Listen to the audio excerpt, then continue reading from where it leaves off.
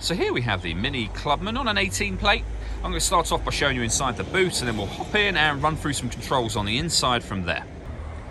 As we approach the back of the car, you can see we have reversing sensors, plenty of boot space as well, along with that 60/40 split folding rear seat should you wish to increase this space even further.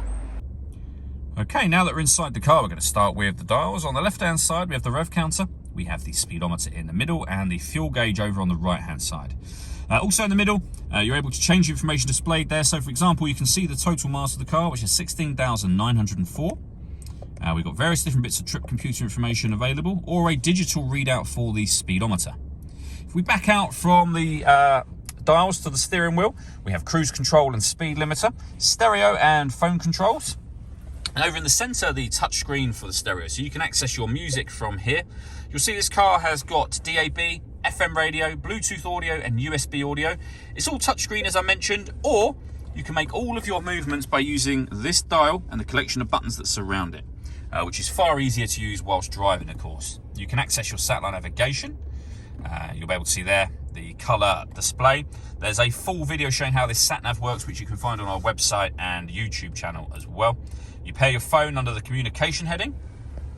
Below that, we have dual zone climate control, so you can adjust the passenger and driver temperature. You can increase and decrease the fan speed. You can determine what direction you'd like the air to be distributed in. When you're happy with those settings, that's your air conditioning on at the moment, so off, back on again, or hit auto. The car will now take control of the fan speed and the direction of the air to maintain those temperatures.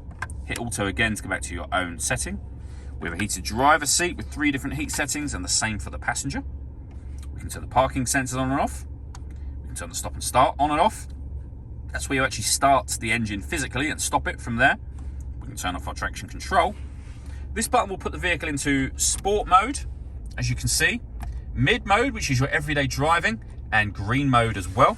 And then finally, we have the gear lever for the fully automatic gearbox. All that leaves me to say is thank you for taking the time to watch this video. If you'd like to come see the car in person and have a test drive, please feel free to call any of our MJA sites. We'd love to hear from you soon.